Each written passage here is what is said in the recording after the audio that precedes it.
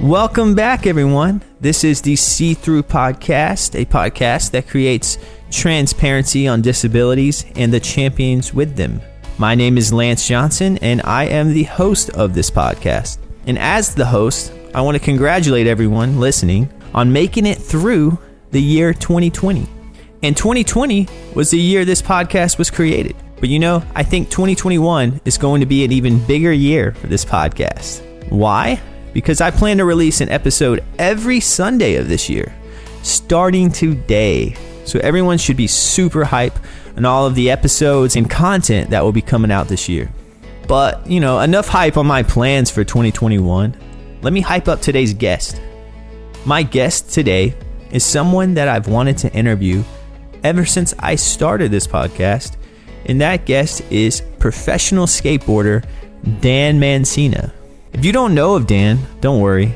You'll get to know him in this episode. But for starters, Dan has retinitis pigmentosa, which if you didn't know is the same vision disability that I have. In this episode, we'll cover Dan's skateboarding career, O&M training, continuing passions despite having a disability, and much, much more. So, enough of this intro. How about we skate on over into the interview? Sorry, everyone. Couldn't resist that one.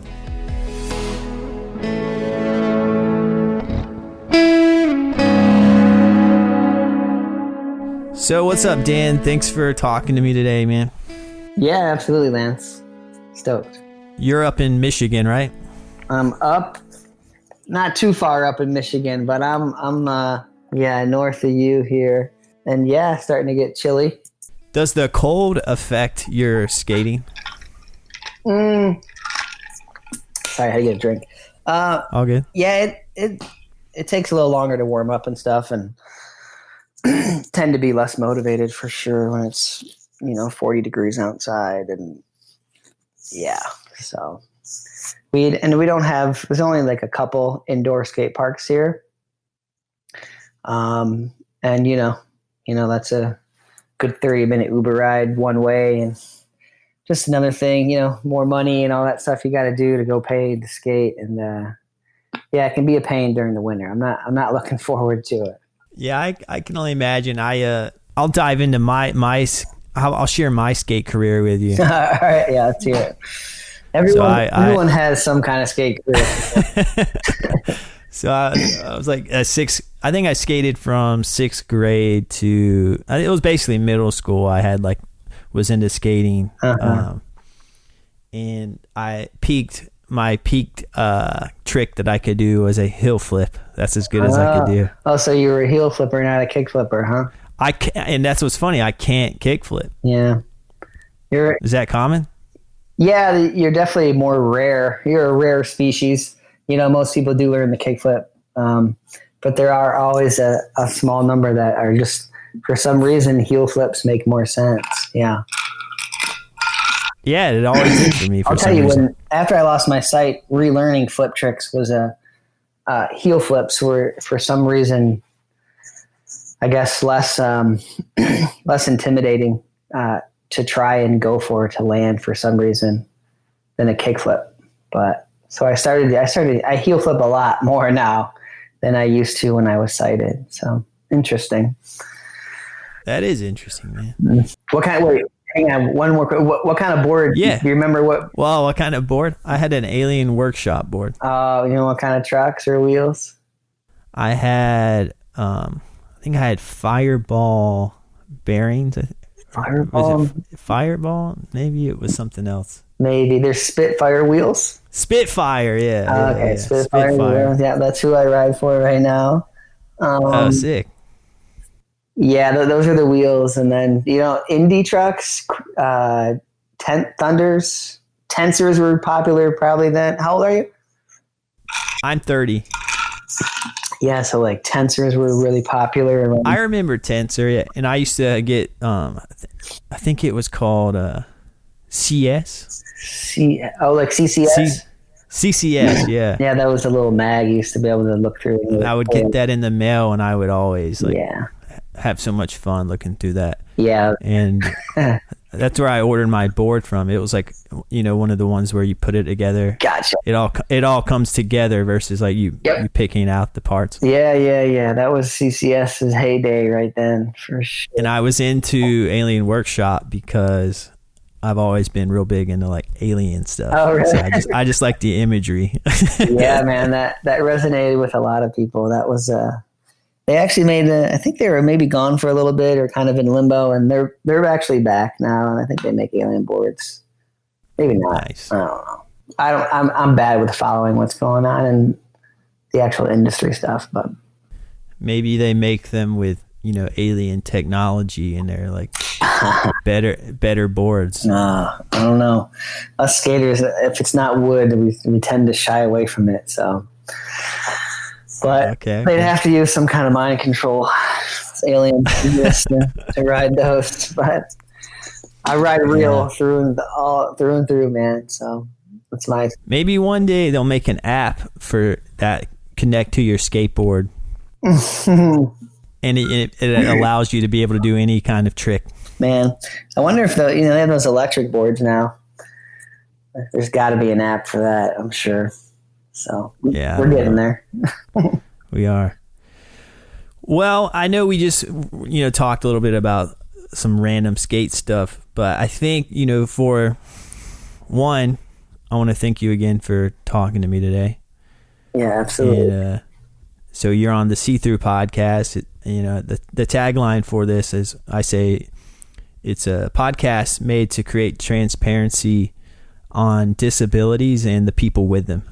So I basically bring a variety of different people on, and I just have a real casual conversation with them. And that's basically the structure. So, and I think for the people out there, I know who you are. Some people know who you are, but maybe introduce yourself to the world and the people who may not know much about you. Oh man, if you don't know who I am, that is absolutely fine because I'm a nobody, dude. My name is Dan Mancina. I guess people know me through my skateboarding, being a blind skateboarder. Sorry, I keep drinking water. My throat is so dry here right now.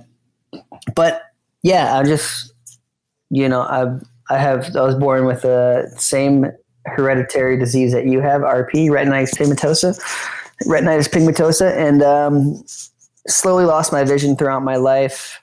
I'm 33 now. Mid-20s is when I started to kind of consider myself an actual blind person, and when I was, legally blind and stopped driving and stopped doing all these things. And within, it's kind of a 6-year period, I had a lot of rapid kind of sight loss. And I'm now totally blind. So, and I've just tried to continue to do what I love, and that happens to be skateboarding. So, and I've been lucky enough to, I guess, progress at it to a point where, people enjoy watching me skate. And yeah, I think, it resonates with people because a lot of people don't know anything about visual impairment or sight loss or blindness or anything like that. So when they think, the average person doesn't think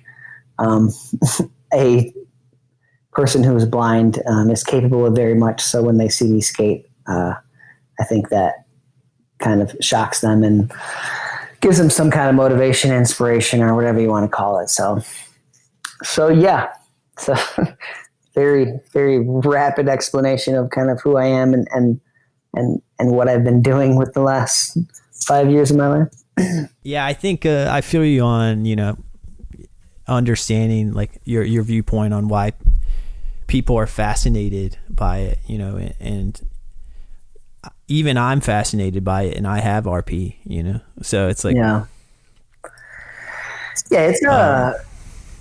it's weird, because I remember a time when I was starting to first, I guess, face my vision loss and stuff like that, and not knowing, I just remember not knowing, anything about it, not even knowing a single person who was visually impaired or what it was going to be like, or or even imagine what my life would be like as a person who was totally blind, so I get it. Yeah, people just don't know. Yeah, my mom has RP, and I inherited it from her. Does it run in your family? No, I am the first person to really be affected by it. I was the first person, I should say, to be affected by it in my, family that, we've actually lived with, and known. Like my grandparents, none of that. We know it does come from my mother's side, but my mom wasn't affected. I have RPX, so it's attached to the X chromosome, so it only affects males. Interesting. The girls, well, it's a whole explanation, but women pass it down or pass it on, but only men are affected by it because it's attached to the X chromosome. So I know what kind of RP I have, but it always slips my mind. I have it written down somewhere. Yeah, it's hard to keep, because it's complicated, Yeah, it's weird, but you have to study it every day to really get it down. But yeah, and there's so many different kinds from what I understand. And yeah, the last count I was at was 12, and that was years and years ago. So 12 different kinds. But yeah, I didn't. I never even knew that. Later in my vision loss, was like, oh, I thought it was just RP was RP. I don't know if there's other, are there other kinds of starters? I don't even know. Oh yeah, that's a good question. I don't think there are. I should know this because I'm also a VRT who had a whole class on all of these things. Yeah. So you're what's that? What's a VRT? Oh, vision rehabilitation therapist. You ever worked with? I haven't. You lost your. Did you ever get services while you were going to school? No, I'm pretty fortunate so far with how much central vision I have, left. I don't drive anymore, or anything like that, but I'm still have most of my central vision, so I don't use a cane or anything quite yet, but I can feel it coming though. Yeah. I find myself in situations where I'm like, I wish I had a cane or some sort of tool to help me through this kind of environment that I'm in, Yeah, and signaling to other people. Hey, that's the main thing. Yeah, a signal, because I have, as you're aware, I have a lot of awkward run-ins, or I get close to people and don't even realize it. And, the classic miss handshakes and all that stuff. The cane helps, in the sense of it's kind of a double-edged sword, but it's a double-edged cane. But you'll it signals to people, hey, I'm visually impaired, but then it also labels you as that too at the same time, which is, for me, was a tougher thing to kind of get over, a higher hurdle to get over for sure. And it all comes along with accepting it and stuff, but yeah. Yeah. So accepting it, I'm getting there, right? I started this podcast to kind of help me accept it and to kind of understand just the whole, not only my disability, but other disabilities and just how people manage them. I find it fascinating. So how old were you when you were diagnosed? 13. Okay, 13. And you're 33 now? 33, yep. So you got 20 years. But, hang on. We're talking about VRT. Yeah, we were talking about VRT. So that's a person who helps, a lot of time. We're kind of in this weird, we have this limbo stage of I surpassed, my school year. So I never had a TVI, teacher of visually impaired, or anything, or I never learned Braille when I was a kid, because I was well beyond school. Didn't affect me until I got into college. And then you're kind of you got to kind of put your life, I almost had to put my life on hold for a while and get all this training, right, and get caught up on that stuff. So, but a VRT helps train a person who's visually impaired or blind, kind of in so many areas. So mainly it's like daily living skills. So anything from using technology, computers and stuff like that, screen readers, learning Braille sometimes, labeling things within the home, using your appliances, like all of these things to help you be, I guess, kind of independent, right?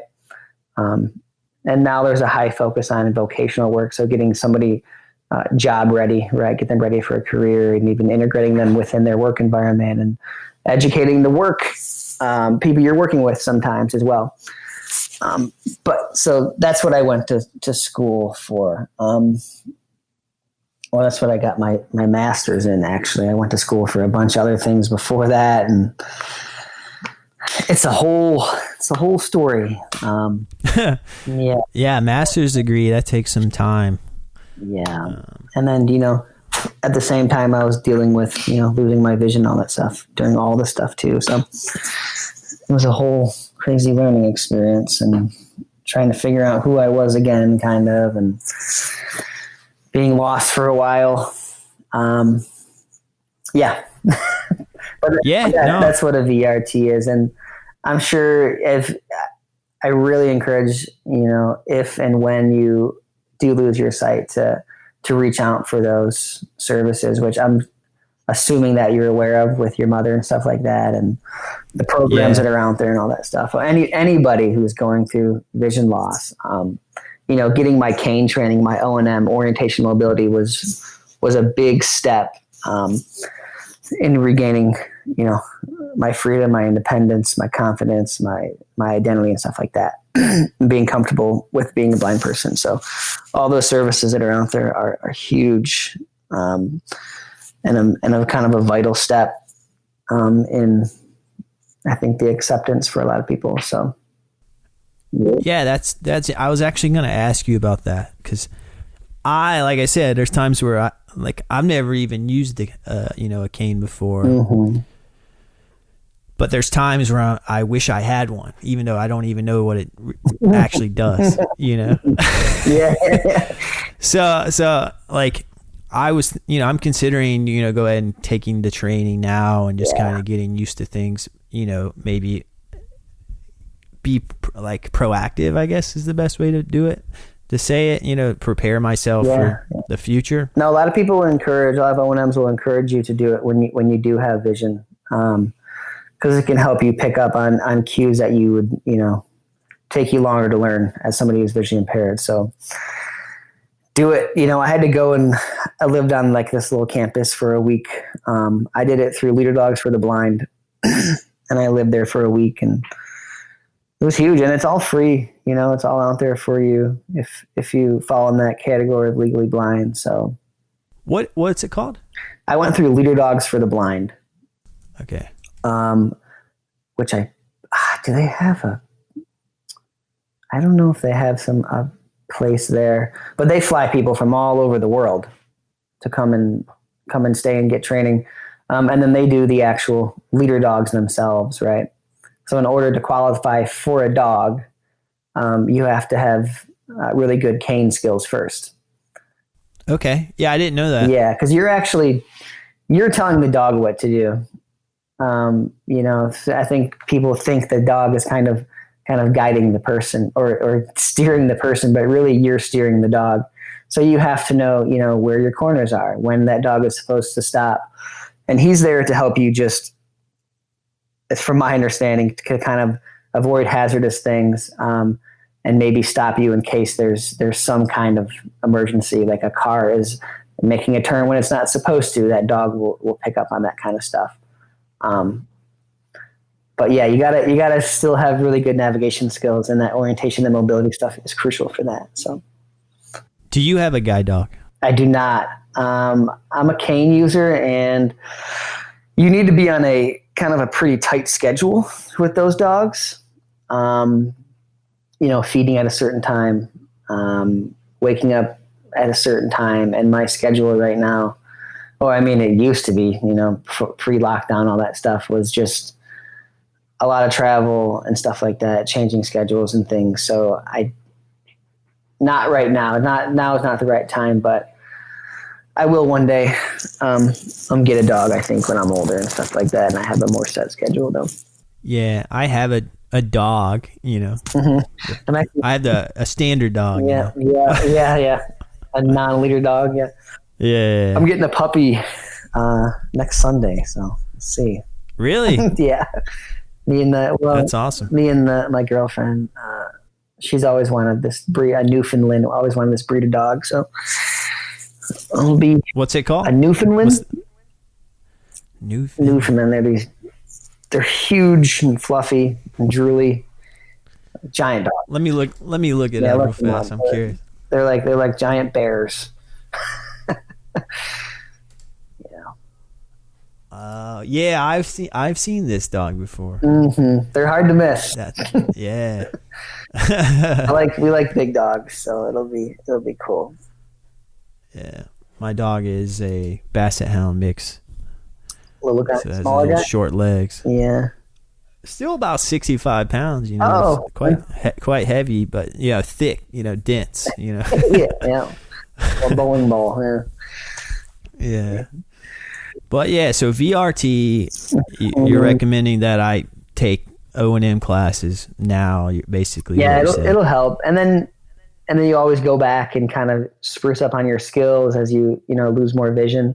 People, these services will come out and train you in. It's a new, maybe you move to a new environment. They'll come and help you get orientated and find paths to work and stuff like that. It's really great. So I still get people to come and help me and tighten my skills, which I'm definitely going to need to after this lockdown, because I haven't, you don't use it, you lose it. So just haven't been traveling and my skills are lacking right now. So yeah. So you would travel a lot for just, I guess, to skate, right? Skating and stuff. Yeah.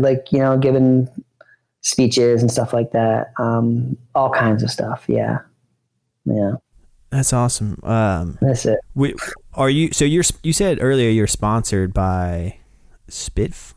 Yeah. So Adidas shoes, reel boards, Spitfire, Thunder, Bones bearings. Perfect Hydration is a water company.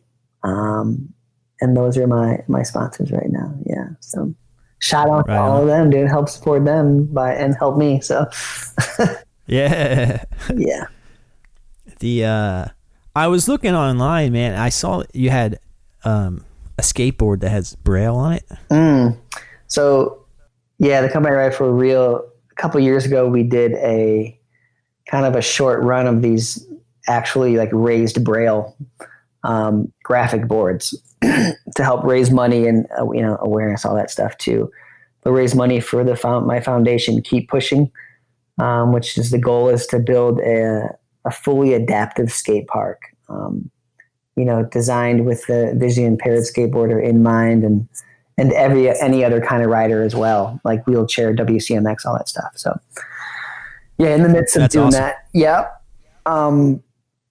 And not available right now, but I'm supposed to get, they just shipped down a couple boards to check out, a different variation that we did that's supposed to be improved, like better Braille and stuff like that. So who knows how long that'll be, definitely a few months out, but I mean, that's cool. Like I always, whenever I was young and was skating, I was like, yeah, it'd be sick to get sponsored, and like you just have this dream about getting free stuff in the mail and oh, if I break my board, it doesn't matter. I have 10 more inside because I'm sponsored and that kind of thing.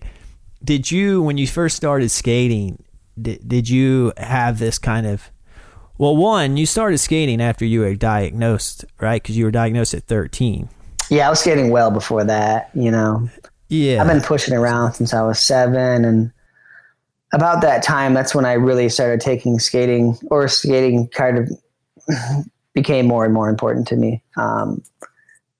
As I went into high school, then it was I was full blown all about it. So yeah, I've always skated throughout my vision loss up until my mid-20s when my sight was getting kind of pretty bad and stuff like that. I had a bunch of other stuff going on in life too. Having a kid and everything. And I moved bouncing around from California to here. So there was a couple of years where I didn't skate at all. And I totally like thought that kind of part of my life was done and stuff like that. And just kind of moved on, thought that, that chapter was done, and skateboarding, I wouldn't. And then as I lost even more sight, it became total blind. I was like, yeah, I don't think I'm, definitely not going to skate again. I won't be able to find any kind of fulfillment or enjoyment out of it. So what changed that? What made you realize what sparked your interest back into it? It's kind of like just a whirlwind of things of being annoyed of, as I always say, kind of like the stigma, the perceptions that people had about me as a blind person, seeing the difference in the way people treated me, just the lower expectations, to kind of put it simply, all these small things, right? And I kind of started wanting to fight back against that. And, as I became more confident with my blindness and my cane travel and stuff like that, I built like an Instagram and a little Vine where I was doing all these things that you wouldn't expect a blind person to do, like beer pong and throwing bullseyes and darts and kicking field goals and all these like random little videos. And I filmed a skate one. I built like this little skate bench and filmed a clip on there that kind of people were stoked on. So I don't know. I started to skate a little bit then, but I still didn't have the mindset of like, I don't think I'm going to be able to really progress and do the things that I want to on a skateboard that are going to kind of make me happy. And it took some time of just skating a little bit more and more to get that fuel and that fire back. So it was kind of like a slow build back into skating, and it kind of started, I guess, with the way it helped people. It helped shift people's perceptions of me as a vision impaired person. So I enjoyed that a lot. Yeah, I've seen a few of those videos whenever I was, doing some research before our episode, which to those listening, I had about 2 hours to prep for this conversation. I was familiar with you for a good chunk, but, I didn't have your history or anything down. Oh, there's not much. But yeah, I stumbled upon some of these videos of you doing activities. Oh, the old videos of, okay, I got you. Yeah. You like backflips on like trampolines and yeah. You like were golfing into it, like you chipped a putt into a pool or something like that. Yeah, it just looked fun. I don't know, it had good, made me smile. Yeah. I enjoy those types of videos. It's hard to maintain. I was doing like a video a day for a while. Man, it's hard to keep coming up with ideas, but that's interesting that you wanted to make those because you felt like people had a specific perception of not only you, but the visually impaired, and you kind of saw through that and just wanted to kind of expose that. Yeah. Like and I always say that, like inside I felt like the same person, I still felt like Dan Mancina, but on the outside, holding that cane and seeing the difference, even in the way my family, talked to me and treated me, and starting to kind of buy into those ideas and kind of starting to expect less from myself and having people do more things for me. And I'm like, it's still hard to push against that. And really be truly independent is a very hard thing to do. Even as just a person living in this world, add your disability on top of it. Because I had a great support group, so I've always had help out there for me. I'm lucky enough to have that, and that's important. And having that group in that support group to encourage you to still kind of, encourage me to still chase my dreams and not let those things stop me. But also coming from a family that doesn't understand visual impairment or blindness, not thinking I can do basic tasks and stuff like that is annoying. Yeah. Luckily, since my mom has RP, that my family's already it's already on my family's radar, and it was already on my radar, so. Is your mom pretty independent? Not really, to be honest with you. Yeah. She doesn't drive. She's legally blind. So she's dependent on my dad to for him to drive her wherever she needs to go. Cause she lives I'm from North Carolina, this small town in North Carolina called Hope Mills. Yes. It's really close to Fayetteville, North Carolina. That's where I normally tell people I'm from. But I've been to Durham. Durham, yeah, Durham's great. Yeah, I love Durham. Good skating, and really good skating. Nice. NC in general, but yeah, so she's from there. Yeah. But yeah, so there's not much, public transit. There's not I don't even know if Ubers are that widely available there. So I basically saw that as a barrier to independence. So I essentially live in the complete opposite of that. I moved to New York City, so because I didn't want to drive anymore, and I wanted to take the subway and have access to Ubers. And yeah, that's huge. I've kind of insulated myself with people that help me and stuff like that, for sure. Like my girlfriend and stuff drives me so much, and you have to have a support group, man. I think and I just can't afford I can Uber. I Uber a lot, pre-pandemic and stuff like that. They get expensive. It's crazy. Yeah.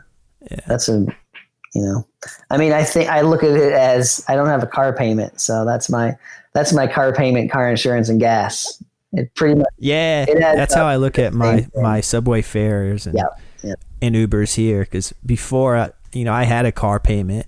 I sold my car before I moved here, and then that's when I was I just basically were nope, no more driving. I had so much anxiety driving before I gave it up. I just felt like I was gonna any day. It was just any time it was gonna happen where I was gonna just run a red light and cause a serious accident, or I had thoughts of fears of actually running people over, which is for real.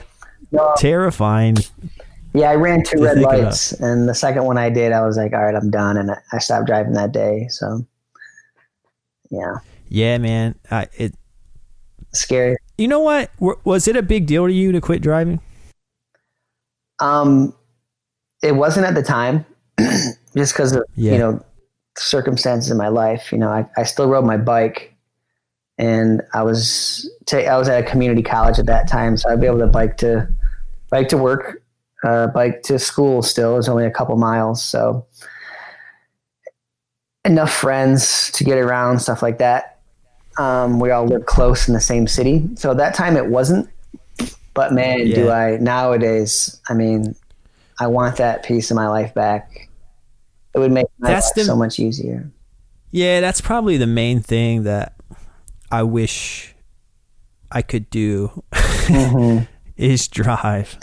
I mean, I'm just one of these autonomous cars, man. That's what I'm pushing for. Yeah, I think there will be a day when we will be able to have cars again, us as the blind, and be able to have our own car and rely on our own time, because it's a burden on other people, especially my girlfriend, and just as a burden on them, for sure. No matter how small, those things add up, but that kind of stuff, and just having to rely on someone else is not it's not a good feeling, Yeah, that's it. You know what? You said the word burden, and I always have mixed feelings about that word. But it is true, you are requiring other people's time, and energy. I guess I I think it's okay for maybe you to consider it a burden, but like hopefully, the people around you view it as such. Yeah, you can't take advantage of it. I mean, it's a small burden, and it just it causes you to be selective, sometimes selective in where you go and what you do. Like, I don't want to bother him right now. I have to come pick me up, or it dictates just a little bit more of your life as a vision impaired person, and all those things add up. So, yeah. How long have you been with your girlfriend? A long time, like 7, 8 years, around there. So she's been with you through your journey of vision loss. Mm-hmm. Yeah. That was right when I stopped driving, so I don't know. She might have drove with me once, or drove with me when I was sighted, at least. Yeah, maybe talk to me, because I do find this fascinating, like how much like a good like partner, like how helpful that can be. Oh, dude. I mean, huge. So much. It just makes your life, she's sick of it, I'm sure, but I always tell her, like, I can do these things. It's just so much faster for her to do something like as simple as like get me like logged into this, helping me navigate this, getting onto this podcast, right? It was like a new platform for me. So, I initially tried with the iPad and I couldn't get on the iPad. I saw your email and then I went on my laptop and it wasn't working through Safari. So I had to like download a different browser and all this stuff. Something that would take, that would normally, you would have been waiting another 30 minutes before I probably got on. So, but Squadcast, get your stuff together. I mean, all apps, could be more accessible for sure. So yeah. Little things like that. And I mean, I feel that. And just all the benefits of just having, someone who cares about you, someone to care about. So yeah, no, it's just good to have support in general. Mm-hmm. But yeah, so I'm going back to skating now. If you're cool with that. Mm-hmm. So you are skating since 7 years old. So before you were kind of experiencing symptoms of, RP. Mm-hmm. What's the difference from your skating then versus now? Oh, a lot. Definitely the obstacles I skate, the tricks I do, everything had to kind of shift and change. I used to just skate faster and skate more handrails and stuff like this. And it's a lot of the freedom of just, throwing your board down and just cruising around, and just going for a ride is gone. I don't have that. That's a big piece that I miss. Yeah, it's interesting. I kind of go back and forth with how annoying it is to have to, like, another thing I have to kind of change to adapt to my blindness. And I feel like I'm, they caught me at a bad time because the last couple of days have been rough. And as far as trying to get myself to progress and learning new tricks is hard. It's definitely more difficult, Yeah, I understand. So in high school I played tennis. Mm-hmm. And I wasn't very good. I was decent, but just had fun doing it basically. Mm-hmm. And lately, I've been enjoying going up to a local park I live in Brooklyn, and I'll go to this park and there's this like big concrete wall with a line in the center of it. Yeah, it'll hang that basic court or squash or whatever it's for. Yeah, you basically hit the ball against the wall, and you don't have to have someone play with you. But it had been a while since I've hit a tennis ball. So I quickly learned when I was doing this that if I didn't see where it hit on the wall, then I didn't see where it was coming back to me. Mm-hmm. And it was kind of like this, just like a like tangible evidence of my sight changing, Mm-hmm. But I picked up on it, and I started, I improved as I did it, Yeah. But that's not even really what I wanted to say. But there's a skate park right next to this, wall I hit. I don't even know what that wall is called, but I was calling it a wall. But there's a skate park. Yeah, there's a skate park right there, and there's some pretty good skaters around there, and I sometimes I stop and just kind of watch. Mm-hmm. And I admire like their culture. I can see them just having fun. One, it's free; they don't have to pay anything, Mm-hmm. and they seem to have like a community to them, like in terms of they share the same values or way of thinking or something like that. Huge part of skating. You can come from anywhere in the world and go to the skate park, and then you have all these friends. So yeah, big part of it. And I mean that New York has a really good scene. Yeah, have you ever skated in New York? I skated in New York like a little bit as a kid rolling around. I've never been there like on a mission to actually get footage or actually skate. It's been a while since I haven't been there since I was I went there to give a speech at Weight Watchers, which is in their main headquarters is in New York last summer. Yeah. I didn't get to skate. That's awesome. Yeah, I was in and out like within 24 hours, but so yeah, it's crazy city. It's too fast for me. I couldn't handle, I live in like a more rural, like, I got like a couple little lakes across the street from me and kind of spread out. So that's one of my steez, but I understand it's definitely fast paced, and sometimes there's days where I'm like, get me out of here. Yeah. But you get used to it, Mm-hmm. Mm-hmm. quicker than you think. Yeah, maybe, I don't know. I've never really given it a full shot. So yeah, because I'm from North Carolina, smaller towns and cities, and I've been here about. I'd love to move to NC. That's one place I would actually move. Is North Carolina. I love that state. Yeah, North Carolina is great, man. And like you said, Durham is a great spot. Mm-hmm. The whole Triangle area, Raleigh, Durham, Chapel Hill. Yeah, is that the new park they just built? Do you know? Was it a new skate park in New York? Yeah. Nah, this one's probably old because it's at this. It's called Cooper Park, and it's in East Williamsburg, Brooklyn. I know they built one out there. Maybe it's in. I can't remember where it is. I thought it was Brooklyn though. I might be wrong.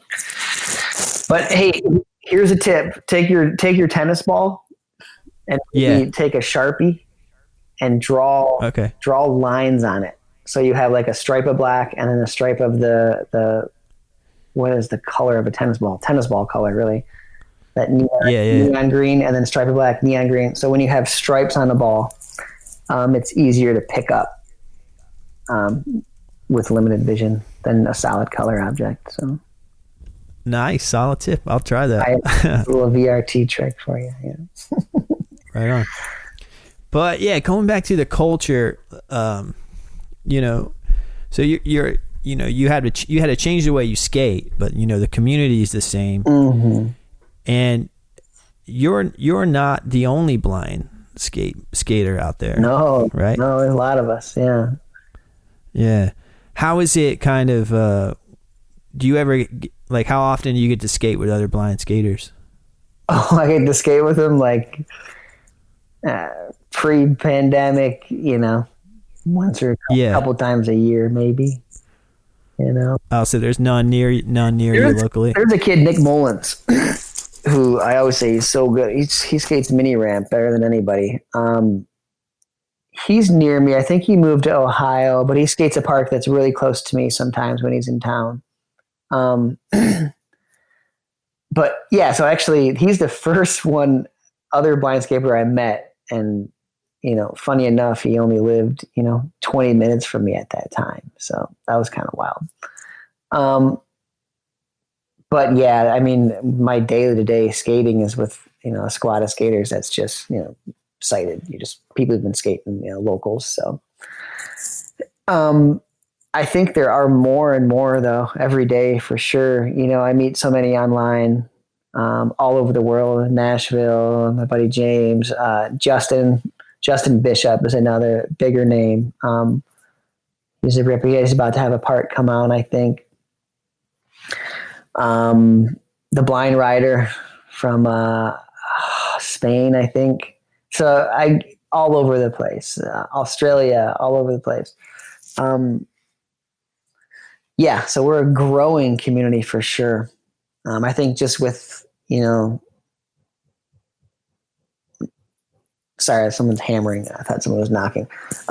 Just this growing community, or this growing kind of awareness, of just social media and the understanding of blindness, and realizing that, it's not like the olden days when you used to, in gym class, you used to take score, and then you'd move on to working in the broom factory. Like now kids are participating in sports, it's more inclusive and all that stuff, which helps, I think. Yeah. And helps the foundation of young kids with disabilities kind of at least get somewhat of an idea of, oh, I can do these things and I should be a part of these things. So, yeah. So, yeah, it sounds like you get a lot from working with kids. And is that kind of why you went into your field of study at VRT? That kind of came later. I fell in love with VRT. I was in school. I did massage therapy. I worked as a massage therapist for like a year. I was in school for aviation. I got an associate's in that, and was going to go into teaching.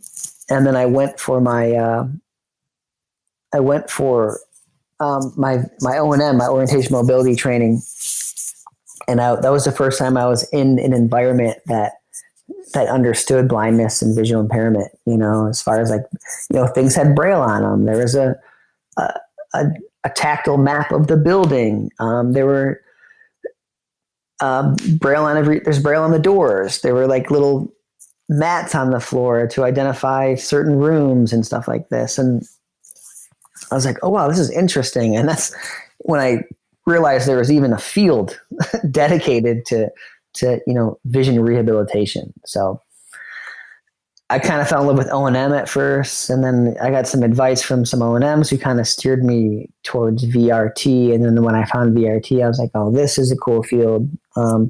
You're working hands-on with people.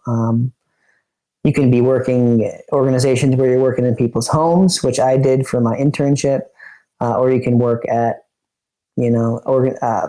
big organizations like the Lighthouse for the Blind and Visually Impaired, who have kind of these satellite locations all over the place, or smaller nonprofits, where you're working in a building and students come in and you teach them all these skills from cooking, working in the kitchen, technology, computers, all this stuff. So it's just a cool, fun field. You can actually make a real difference in people's lives, all that cliche stuff, but it is true. And it's a relaxed environment. Most places you're just wearing jeans and a t-shirt, and everybody who's in this field, has some kind of connection, right? Maybe like you, had a mother who was visually impaired or something like that, a parent, a brother, an uncle or something. So they have some kind of passion for it. Like most of your teachers, you're not going to be a teacher unless you have a passion for it. Yeah, no, that's cool. I didn't even know that this field existed until we just talked today.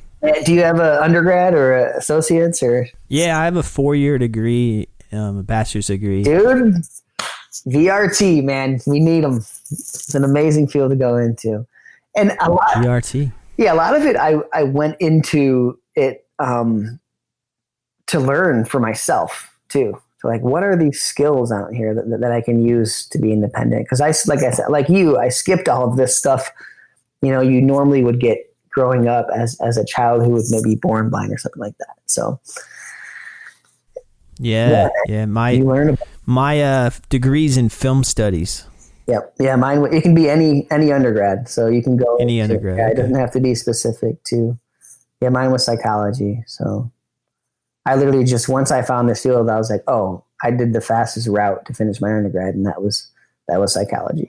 So that's why. Yeah, my dad's a psychologist, and my sister. Yeah, well, they both have their masters in psychology. yeah.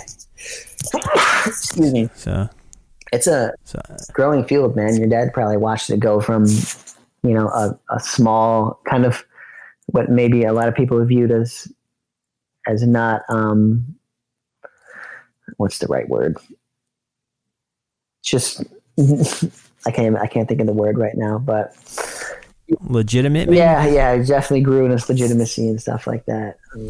Yeah. It is for sure. Yeah. It's interesting to hear some of the stories that he'll tell me. Mm-hmm. But yeah, man, so you are considered an inspiration, right? Is that, I'm asking this because I think that would feel weird to be considered inspirational. Like if someone told me I was inspirational, I don't know. It'd be odd, So like what comes to mind when you hear that kind of thing? Part of me just laughs and is like, yeah, okay. And I'm honored. Like, I know I do have people reach out who tell me that I help them in some little way. So that means a lot. And I do appreciate it. I do understand that, like, what I can do can help shift someone's mindset. So I try to keep that in mind, especially when I skate. I like the idea of skating being bigger than just me and my board. I hope that I'm building some kind of resume or some kind of, I don't want to say legacy, but to leave something behind that can help inspire people in the future with vision loss and stuff like that. It's a fun idea, but most of the time I'm just skating, to have fun and stuff like that. Yeah, and I think that's what's cool. You're just like doing what you normally would do. Mm-hmm. Yeah, and I use that fuel on the days when, like, I'm trying something that might be scary or hard. It's like, okay, this is I like to think it's bigger than me for sure. And I think that for just the skating culture as well, outside of visual impairment, pushing skating, is a huge drive for me, because that's what I grew up watching, were these videos of people progressing skating. So kind of ingrained in me. Yeah, man. I think it's, whether you like it or wanted it to happen or not, I think what you're doing is it's very cool. Yeah, it's a cool thought. It's a cool thought. It's funny, man, because whenever I was still living in North Carolina before I moved, I told I basically hid my disability for a long time. Mm-hmm. Didn't tell other people and just kind of pretended but when I finally told my coworkers that I was quitting my job at the time and I was moving to New York, one of my coworkers, Brett, who Brett Abramsky, he's a very good skateboarder. Mm-hmm. But he's like, you should check out this guy named Dan Mancina, and he like sent me a video of you. Mm-hmm. And that was like 3 years ago. Did he know that you were visually impaired or no? Well, yeah, he knew, because I basically explained to my work why I was moving to New York and everything. And I don't think he knew that you had RP, which is what I have. I think he just, like most people do, they just kind of group people in just the blind community. It doesn't matter what you have, you're just in, but yeah, I always found that interesting, and I think it was inspirational to me, as corny as that sounds. So that's cool. And I don't even skate. Yeah, that's cool. Yeah, I mean, yeah, it's I don't know. Yeah, it's hard to know how to process that information, I guess, but it's cool, man. Yeah, I'm I just viewed it. grateful, for someone to see my skating and for it to actually have an effect on somebody is amazing. Yeah. Yeah. Just basically, it was like, all right, I don't have to stop doing what I have fun doing. Yeah. Even if it's a little different, I can still do what I enjoy. Yeah, that is one thing I found to be cool is that I found that my skating can affect the visually impaired person, the person going into sight loss, just as much as just an average everyday person who doesn't even know what blindness is or anything. They can look at that and be like, oh, maybe not give themselves so many excuses for just doing small things, that can go a long way in someone's life for sure. Yeah, no, it definitely pushes me to kind of want to, I push myself a little harder, I think, because I know what's coming up, Mm-hmm. Yeah, man, I'm just like everyone else. I have all those same worries and fears too. I'm always worried about progressing on and off my board and what's my next step in life. Am I being stagnant? Am I truly happy right now? Like what can I be doing?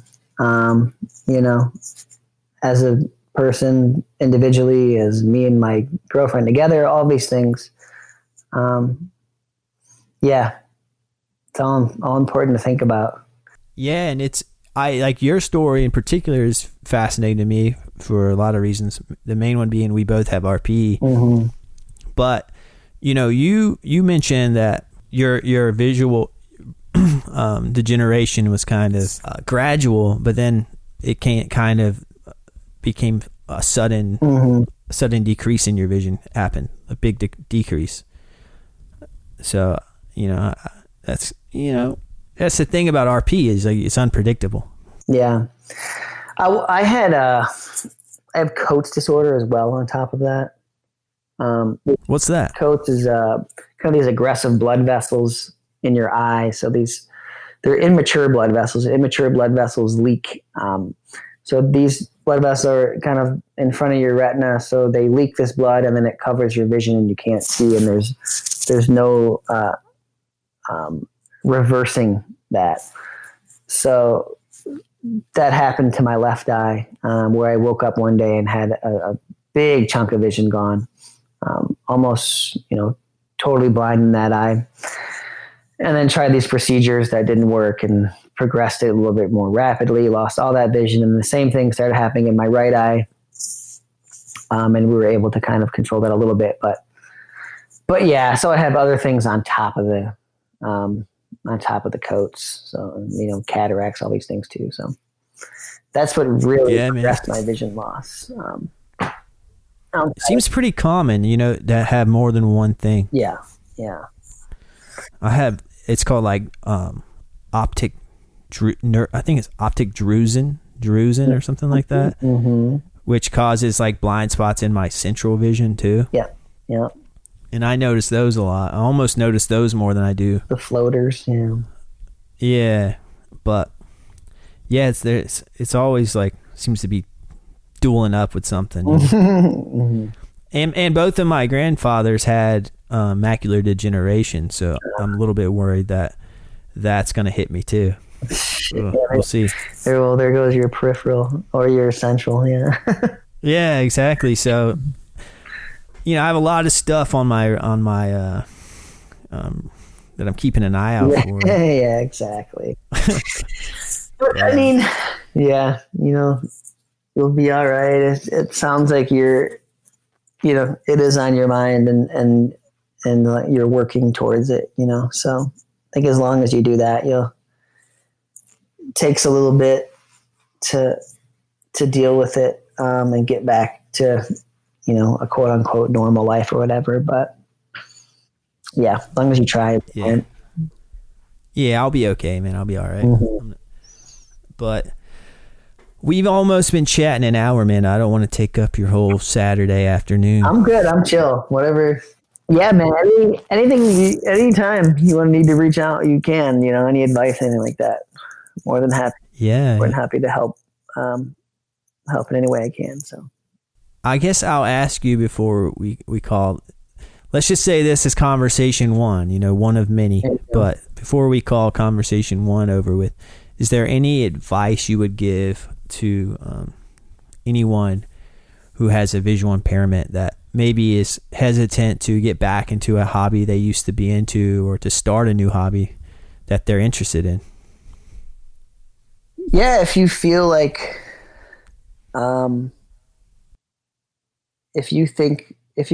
the the reason you're not doing a hobby is because of your visual impairment, if that's dictating your life, then I don't think that's the right mindset to have. I think that should never be the reason why you don't do something. There's a way to adapt anything and do anything. So, yeah, that would be my advice, man. Don't let it dictate what you do. As far as getting into it, nowadays you can pretty much find anyone or anything, as far as, especially vision impaired, blind, we do everything. You can find it all online, and skills and ways to adapt it and stuff like that. So yeah, I wasn't, as happy in my life unless I was doing, the things that I normally would do, the things I did before I lost my sight. So just hold on to who you are. And yeah, I don't know. I'm not great at giving that advice. No, that's solid, man. That's solid advice, I think. And I always close each episode out. I let my guests give like a shout out to a nonprofit or some sort of charity or organization that they want to put on people's radars. You mentioned you have your own organization. Yep. Keep Pushing Inc. You can shout that out, or you can pitch it to everyone, or you can talk about something else. Yeah. Do you have anything in mind? For sure. I'll definitely shout that one out. Keep Pushing, like I said, is to build that park. I just got blueprints for the first design that are going to be finalized, and I'll be doing a big campaign. You follow me on social media at Dan the Mancina, on pretty much all the platforms. Instagram's where I'm the most active. I respond to everybody, run my own account and stuff like that. So yeah, keep an eye out for that and the next steps in raising money for that park. And once that park is built, the goal is to fly in families with kids with visual impairments, and have them stay with me and kind of spend a weekend, and share all of my skills as a VRT, as well as skills in skateboarding and adapting skating in a park and environment that's designed for them, and spread that stoke and love and everything. So that's the goal of that. And then, there's, endless foundations, NFB, there's the ACB, all these foundations that you can go and support as far as, blind specific. So yeah. Yeah. So Keep Pushing, is it Keep Pushing Inc. or Keep Pushing? Yeah, it's Keep Pushing Incorporated, just Keep Pushing as a nonprofit. So, right on. Yeah. It's like I said, you'll see my updates through my main page. And you said your Instagram, right? What's your handle? Dan the Mancina. Oh, that's a good one. a little self-indulgent, but yeah. So for everyone listening, follow Dan on Instagram. Are you on Twitter and all that? Not Twitter. I'm on everything else. Pretty much the same handle. Same handle. So Dan the Mancina. I can't keep them all in line, but you'll find me if you want me. Yeah. So yeah, give him a follow. He has some real funny content. You have a good sense of humor, man. Yeah, it's all fun on there for sure. Yeah. And then one more thing. You have a podcast, right? The podcast, yeah, called Insighted, where I just talk shit on there and just have fun. Sometimes have my friends on there and stuff. So And it's kind of the same thing, same thing as my Instagram, just trying to change the perceptions and stigma that people have for the visually impaired and blind, and really the whole disabled community as a whole. So yeah, all good stuff. Yeah, and for those listening who want to, dive deeper into what Dan just mentioned, just click the show description and I'll have links there. Cool. So that'll be an easy way to do it. Yeah, shout out to Brett too, back in NC. He's still living in NC? I think so. Yeah, I think he's still there in Raleigh, North Carolina. Raleigh. But yeah, I'll let him know that we chatted. He'll get a kick out of it. Sick. But all right, man. I'll as I said, this is the first of many conversations, so thanks for your time. And yeah, if you're ever in New York, hit me up. Yeah, hell yeah, dude. Well, yeah, thank you for your time too, man. Just as important. Appreciate it. All right, man. Take care. Enjoy your Saturday. Cool. Peace. All right.